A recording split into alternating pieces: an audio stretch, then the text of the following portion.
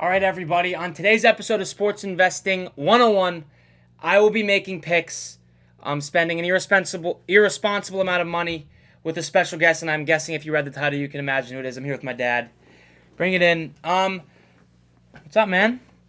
First things first. A few weeks ago, I made a bet where if a certain wide receiver didn't go over his receiving yards, I would dye my hair.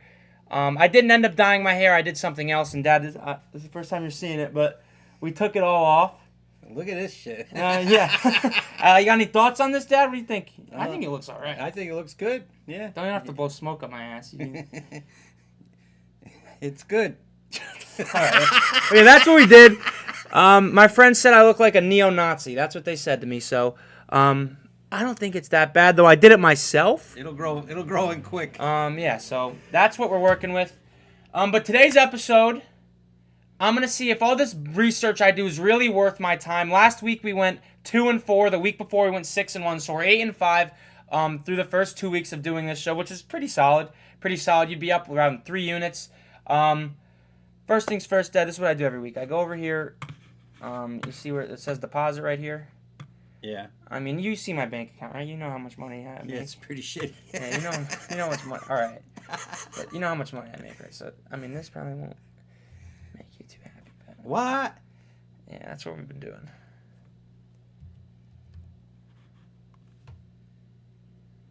Deposit.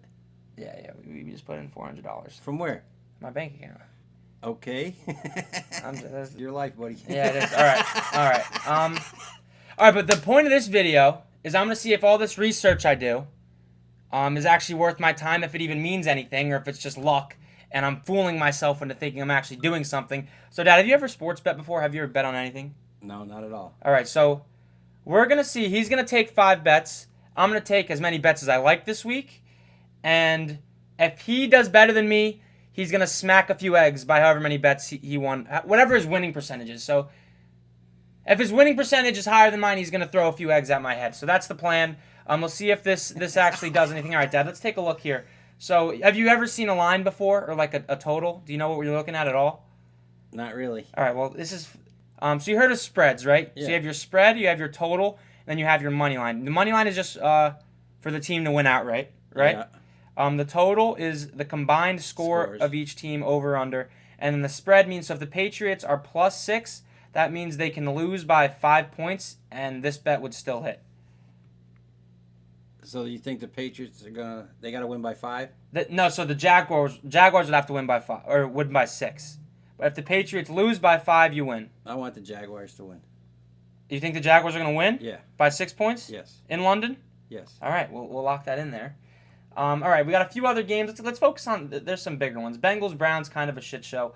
You want these big spreads are dangerous. They're tricky. So I don't know what I'm doing, but yeah. I mean, I know what I'm doing, first of all. But these big spreads are just tricky sometimes. So let's stick to some of the closer ones. Lions Vikings. Do you know anything about the landscape of the NFL? Do you have any takes about the NFL that we can base this on? The Lions and Vikings are doing well. They are. And the Vikings are at home, coming off a bye. The Lions offense just dropped like 80 points combined the past 2 weeks. This would be a good one. Drop? They put up that many points. The Vikings defense very good. Divisional game. This is a tricky one too. Have the Vikings lost yet? No, they're undefeated. What's the record for Detroit? 4-1. Detroit's 4-1. The Vikings are 5-0. And they're playing where? In Minnesota. Yeah, I got to go with the Vikings. Going with the Vikings. All right. See, now you can take their money line, which means they just have to win outright, but it's a little worse odds. Or you could take them to win by 2, and you get a little better odds. But win by 2. All right, win by 2. All right. So Vikings -1.5, Jaguars -6. Eagles Giants. Eagles. All right, but do you think they win by 3.5? This game is in MetLife too. This game is in MetLife. You think they win by 3.5? Yep. All right, see, Dad, we're picking all favorites here, which is fine. This is what I know. All right, yeah, you know, I'm gonna let you do your thing. All right, Chiefs Niners, that's a big one. Jets Steelers, this is a game we're going to. I will not let you bet on the Steelers. That's not allowed. So I guess we're betting on the Jets then. you don't have to if you don't want to. But I'm just No, saying. they're due. They're due. They are due. They got that new fancy. They are due. They got the new fancy running back, right? Receiver. Yeah. They do. They are due. What's his name? Devontae Adams. You want him to? We could take him to score a touchdown. Yeah, pick a player too, and we can throw him in here to score a touchdown. Devontae's got to score. Right? All right. Those are your 5 picks. All right. Where's Devontae? You ain't got $400 on me, do you? Yeah. No. No. I'm gonna put my normal unit size, which is how much I bet per game. Yeah. Is usually $25. All right. So I'm gonna do that for all these bets you just did, but all right. But it's don't feel bad if it doesn't work. And who knows? Maybe you cooked here. Do not tell Mom that this happened. No, you got rent money? Huh? See, that's the thing. No. That's the thing. No, but I get paid 3 times this month. Okay. That's just the way that bi-weekly get paid on Wednesdays. There's 5 Wednesdays this month. It just works out like that. So I can. You won't need a haircut for a while. Yeah. Fuck you. All right. So can I afford to do this? Probably not. But I'm gonna cook here. I think you cooked. I actually do like a few of these plays, which makes me nervous because I don't want to get eggs. I don't want you to splatter an egg on my head. It's so fuzzy. Yeah, it feels good, honestly. All right. Thank you, Dad. So we have $125 of your wagered for use on the line. So this is what we got for my dad's picks. My dad's picks for Week 7 of the NFL. We have Jaguars -6, Vikings -1.5, Eagles -3.5, Jets -130, Devontae Adams +165 to score a touchdown. Fuck it. Yeah, let's ride. All right, Dad. Thank you. If you don't have rent money, at least you can join the Army now. Yeah. Okay. All right. Let's lock it in. And yeah, there it is. All right. Thanks, Dad. You're welcome. All right. My dad's out of here. Excuse this Minecraft soundtrack. Really helps me focus, get locked in when I'm doing my research. I've stumbled upon a few things that I absolutely love. First play that I love is Jared Goff over 249.5 passing yards for a multitude of reasons. If you'd pay attention to the screen here. Reason number 1. Last year against the Blitz, Jared Goff excelled, throwing for league-high 1,623 passing yards against the Blitz. We go over here to Team Advanced Defense. Look who blitzes the most in the NFL, the Minnesota Vikings. Other things I noticed. The Vikings defense. Well, here while we're on the offense, actually, the NFL passing offense. This is yards per game leaders. Detroit is fourth in the NFL in passing yards per game with 258, and that's in games where they've been blowing teams out as well. I expect the game script to be closer. This game's going to be back and forth. 2 division rivals, 4-1 Lions, 5-0 Vikings, going to be closer. Game script will call for more passing. And in games where Jared Goff didn't need to rely on his passing game, 258. That's what he's averaging. His line, what did we get at? 249.5. Love it. One other thing. Well, a few other things. Here, so that was the passing. We'll go over to, what is this? Team defense. Everybody talked about how good this Vikings defense has been, but against the pass, total yards allowed per game, they are third. They have the 3rd most passing yards allowed in the NFL. Now that does have a lot to do with game script. Obviously, they've been blowing teams out. Teams have been passing the ball to try and come back from behind, but still, the Vikings average more yards allowed per game than what Jared Goff's total is. The Lions' passing offense Jared Goff himself averages more passing yards per game than what his total is. The Vikings blitz the most in the NFL. Jared Goff last season threw for the most yards against the blitz in the entire NFL. And to put the cherry on top of this play, the Vikings' run defense allows the 3rd, here's rushing, yards per attempt, the 3rd least amount of yards per carry in the NFL. Now, when I first saw this, I'm pretty sure the Vikings have allowed the least amount of rushing yards in the league, which they have, and I was like, okay, this is what you got to do. You got to really think. You got to go deep with it. I saw that the least amount of rushing yards in the NFL. I thought, okay, game script. Wait a minute. Am I stupid? Oh, no, I'm not. Yeah, so I thought, okay, game script. They're ahead a lot. Teams are passing. They're not running the ball a lot. That's why their rushing yards per game, they might have the least amount of rushing yards per game. Cool. Let's see what they're averaging. On average, teams that run the ball against the Vikings get 3.6 yards a carry. That's tied for the second least in the NFL. So let's put it all together here. Jared Goff passing yards. Jared Goff averages more passing yards per game than what his total is. The Vikings allow more passing yards per game than what the total is. Jared Goff is the best passer in the NFL against the blitz a season ago. The Vikings blitz the most in the NFL. And the bread and butter of this Lions offense, if you will, is their running game with David Montgomery and Jahmyr Gibbs and that stout offensive line. The Vikings have the third best run defense in the NFL in terms of yards allowed per carry. All the signs point to Jared Goff passing yards. I love this play so much. We're throwing a normal unit on it. Lock it in. Another bet I really like in this game is Minnesota, which contradicts what my dad took Minnesota as well. I'm also going to take the Vikings because of a multitude of reasons. One, like I mentioned, one of the best run defenses in the NFL through the first 6 weeks. Not just because of game script, they're tied for the second least amount of yards allowed per carry, like I've said ad nauseum at this point. Coming off a bye, at home, 5-0 against the spread to start the season. I love it. Last year, when Jared Goff, in 3 of his 5 losses, he played top 10 defenses. Here's the Lions schedule from last season. Seattle, not a top 10 defense. But Dallas was a top 10 defense last year. He lost 2019. The Bears, after they traded for Montez Sweat, top 10 defense, lost. And week 14 last year, that's when they had Montez Sweat, lost. And where is the Ravens? The Ravens, top 10 defense from a season ago, lost. Now you might be thinking, oh, you're just saying this, show me that they're actually a top 10 defense, blah, blah, blah, blah, blah, blah. 2024, here we go. Bear with me. NFL team defense, 2023 regular season, yards allowed per game.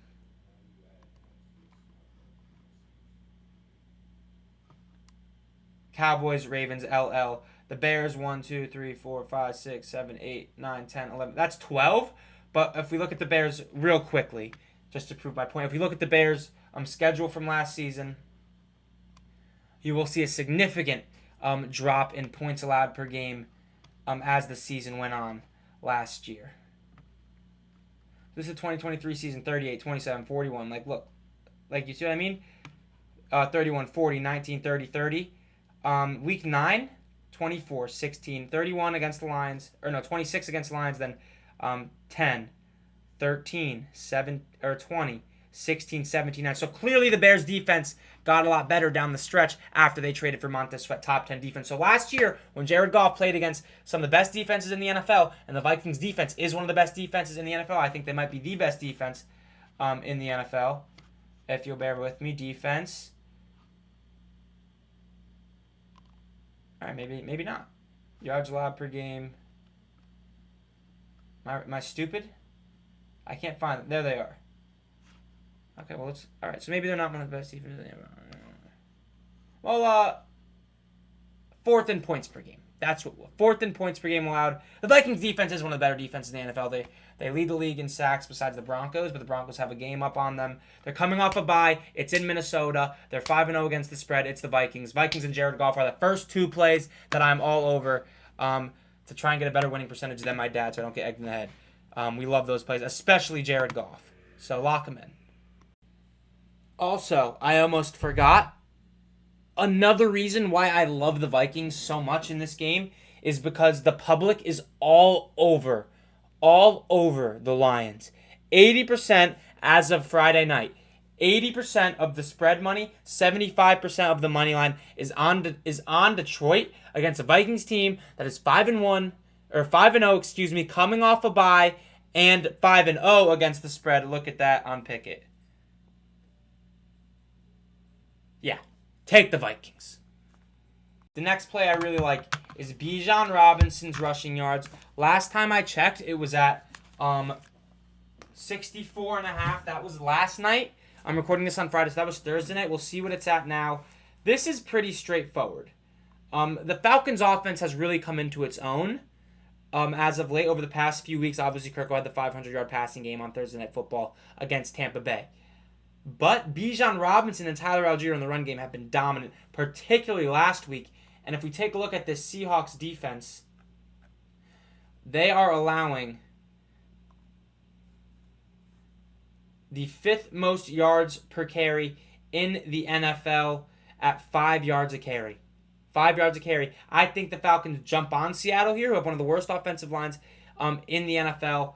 And I think they'll get out to an early lead and they'll take care of business pretty handedly. Let's take a look at what teams Seattle has played and how their running backs have fared before we really jump into conclusions here about Bijan Robinson. But I love his total at 64.5. I think that's way too low. And although game script's not as predictable in this game as it is in some other ones on this slate, I do think that the Falcons are the better football team. I think they will get ahead in this one, and they'll lean on the running game late in the fourth quarter. And even though Algier has been very productive as a runner so far this season, I think this offense is good enough where it can feed 2 competent running backs in terms of rushing yards in this game, even if they split carries at a 50-50 split down the middle. All right, I clicked the Patriots by accident. Antonio Gibson, 96 yards. Boom. Outlier. Broncos' run game stinks. Dolphins, week 3. Skylar Thompson game, outlier. But that's not very good. Only 3.6 yards a carry. That's not very good. I can't lie. So we need to see some better numbers out of these next 2 games. They did play the Lions. I bet both of them went over this total. Yeah, Jameer had 78. Let's see what Monty had. 40 on 12 carries. Okay. Giants. Tyron Tracy, 130. Yeah. Come on. And then 49ers last week. Jordan Mason got hurt. Garendo also. Garendo, 99 yards. Jordan Mason was cooking before he got hurt as well with 73 yards. So their Seahawks run game has not only been bad, it's gotten worse over these past few weeks as the Falcons run game has gotten better. Give me Bijan Robinson over, it was at 64.5. We'll see what it's at now. Bijan Robinson over 64.5 rushing yards, lock it in. I love that bet a lot.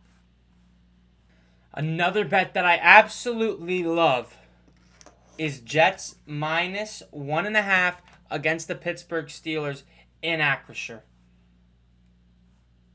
Actually, no, I'm not throwing that in the slate. That's such a hard bet. That is such a hard bet. I'm not throwing that in my card. And my dad also took it. I'm not going to bet on it twice. So technically I have 2 units on the Vikings, which I just realized now. So that's a big game for me. But yeah, not going to take the Jets, but I do think they're going to win. And I will be putting a punishment on it. So if you don't follow Fire Sports Takes on Instagram and TikTok, make sure you do so immediately. The Jets are going to beat the Steelers, but I'm not putting it in this card twice.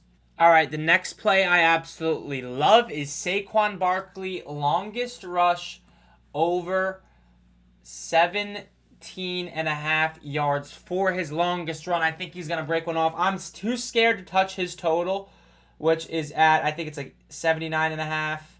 Really quickly, let me load it up. I'm too scared to touch his total, but I do think he'll break one off. Against MetLife, revenge game for Saquon.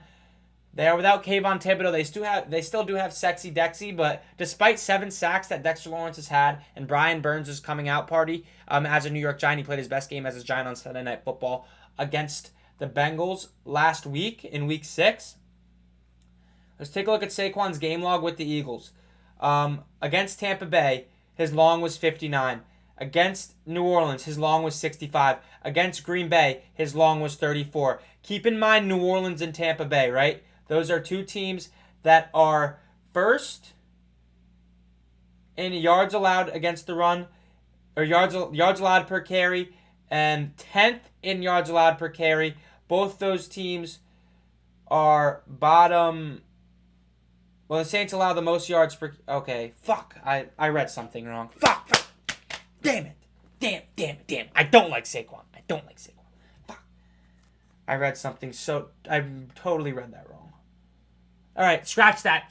Don't touch Saquon. Scratch that. Don't touch Saquon. Scratch that off the list. That's what you got to do. Back to episode 1. We laid down some ground rules about sports investing. 1, no parlays. Number 2, don't go to the online casino. Number 3, don't get too promo happy. Number 4, know when to say no and hit the X button. I had a gut feeling. I had an intuition. I thought I saw something. I double checked. I saw it wrong. Hit the X button. Be disciplined in your sports gambling, and you can be good at it. It's like anything else in life. The longer you do something, the better you get at it. Boom. Preach. I just preached. This sports gambling 101, sports investing 101. Thank you very much. Don't take Saquon. Don't touch him in this game. Okay, while I was perusing the internet, perusing all of my different research tabs, looking at Pickett, looking at public, what the public's on, what the public's fading, there was one thing that I saw that just jumped off the phone screen to me. Commanders, Panthers, the over-under's at 51.5. I was thinking about taking it. I log on to Pickett, which gives me where the money is. Look how much money is on the over in that game. That is a ridiculous amount of money. 90% of the money is on the over. Stay the fuck away. That should tell you to take the under, but I don't have the balls to do that with how good this Commanders offense has been, how bad this Panthers defense has been, and how decent this Panthers offense has been, and how ass this Commanders defense, particularly the passing defense, has been as well. Other notes I have on this game, Brian Robinson's questionable. If he plays, and his rushing yard prop is hovering around the 60s, I'd hammer it. Deontay Johnson, there's no props available for him either. Not quite sure why, at least on DraftKings. There might be on other books. His receiving yards as well and his receptions are very much in play against a very putrid Commanders defense. Those plays are like 4-2. They're 4, or they might be 5-1 at this point. I know 1 week Marvin Harrison Jr. against the Commanders didn't hit his receiving yard prop, but I'm pretty sure every other X-wide receiver has. That might be a 5-1 play, taking the starting receiver on the team that's playing the Commanders. They have gone over. So whatever Deontay's catches and his yards are very much in play. But if you see here, I go over to receiving props. Receptions, we only got Chuba Hubbard, Noah Brown, Terry McLaurin, Zach Ertz. Receiving yards, Chuba Hubbard, Noah Brown, Terry McLaurin, Zach. There's no Panthers on here, really, besides Chuba. But, I want Deontay. So, that's my take on that game. There's not enough lines. There's not enough on DK for me to place a bet. And as I go through this, things are looking bleaker and bleaker, and I don't want to force bets, obviously. You don't want to force bets. If you like something, you take it. But there's not really too much that I'm vibing with so far. Maybe we can find some more. I'm going to keep looking. Okay, so I've been looking at lines. I've been looking at all types of graphs, research. I've gone through everything I possibly can go through in my head. The things I want to bet on aren't available yet on DraftKings. Things that I like, not a lot of them. Things that I don't like, a lot of them. Every time I like something, the public's all over it. Scares me off. If I like something, I go to look it up. Like, for example, I was looking up Rams, Raiders, because the majority of the public was on the under. I kind of like the over. Both teams are bottom 5 offenses in the NFL. I thought, okay, maybe Cooper Kupp's back. Their offense is better. They scored 20 against the Lions when they had Cooper Kupp healthy. That's not a very good secondary.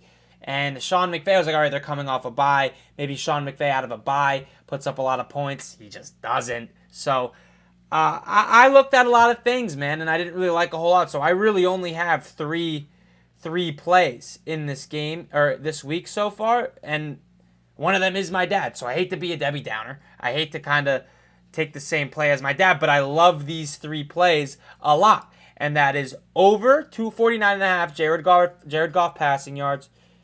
That is over Minnesota Vikings minus 1.5, and that is over 64.5 rushing yards for Bijan Robinson. Thank you all for watching. Make sure you go to Fire Sports Takes on Instagram. Make sure you listen to our podcast where we go through all of the Week 7 matchups. And I'll catch you guys in the next episode of Sports Investing 101.